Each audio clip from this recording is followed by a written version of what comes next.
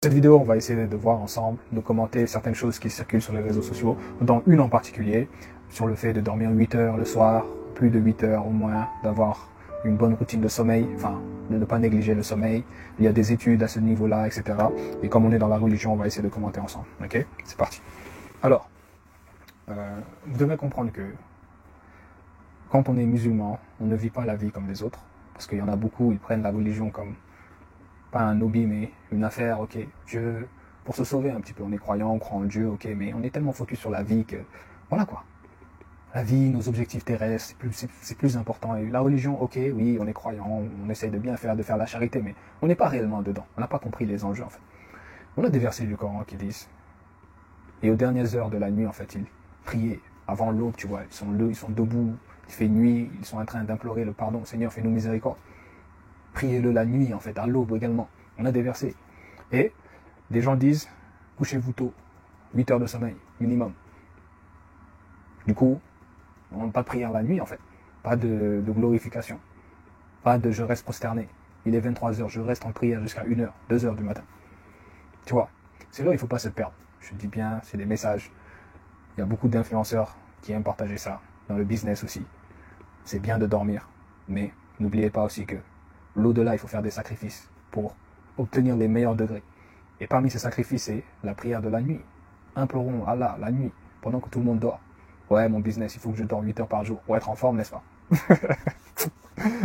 Le musulman ne vit pas comme les autres, je vous assure. Toutes ces choses, c'est du éphémère.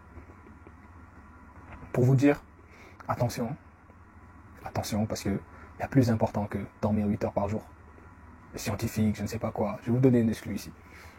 Il m'est arrivé de prier, de lire le Coran la nuit, vraiment. Assidu, sourate après sourate. Je ne dors même pas. Je n'ai même pas dormi 1 heure.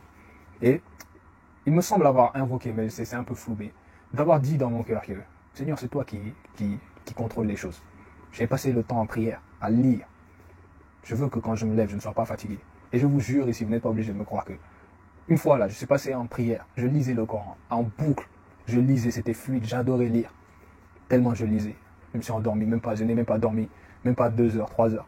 Je me suis levé avec une forme, hein. Tu vas jamais me croire ici. Comme si j'avais dormi pendant truc, alors que je n'ai même pas dormi longtemps. Pour dire que Dieu m'a entendu ce jour-là, et je sais qu'il m'a entendu. Et il m'a montré que oui, tu as raison, c'est moi qui contrôle tout.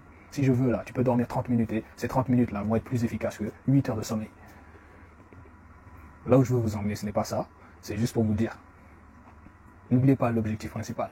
En vous perdant là, dans des trucs, ouais, les scientifiques, ouais, je sais. Non, Dieu a dit aussi de rester en prière le soir. Ceux qui veulent réussir là, ils imploraient Allah. Vous imaginez pas. Ceux qui voulaient vraiment y aller là, cette chose-là, non, on la désire. Il y a nos objectifs dans la vie, mais ça là, on va jamais perdre de vue cette chose. Parmi ces gens-là, minuit là, oh non, il faut que j'ai 8 heures de sommeil. Ils sont pas en train de se dire ça là, ils sont sur le tapis en train de lire le Coran, de faire des prosternations. Subhana Rabbi al-Azim, c'est toi le plus grand Seigneur, le plus puissant. On ouvre la sourate 38, 39, on lit. 1 heure, 2 heures du matin. On n'est pas rassasié, on continue la lecture. On est en train d'adorer notre Seigneur. On aime tellement ça. Jusqu'à en fatigue, on dort. 3h30 du matin, on se lève. 6 heures pour la prière.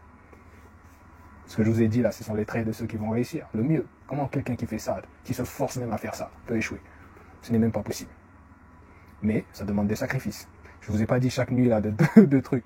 Il y a un verset où Allah dit que ou montre que ce n'est pas possible de toujours faire ça, de toujours rester en prière le soir, tu vois. On le montre dans un verset. Allah le sait que ce n'est pas truc. Mais je voulais vous rappeler l'essentiel. La religion, ce n'est pas une affaire là, rapidement. Non, c'est notre destinée. C'est l'objectif ultime de tout le monde, de tout croyant. Et il y a des degrés à atteindre. Et toute personne qui croit fermement dans l'au-delà doit comprendre ces choses. Et je vous avais donné quelque chose qui était de lire le Coran chaque soir. C'est le minimum pour tout croyant ici. Avant de dormir, on ouvre le Coran sur son téléphone. On lit quelques versets et on dort. C'est le minimum. Et ne pas se perdre dans des trucs. Je dois avoir 8 heures de sommeil au minimum. Je me couche à 21h, 22h, sinon je n'ai pas mes 8 heures.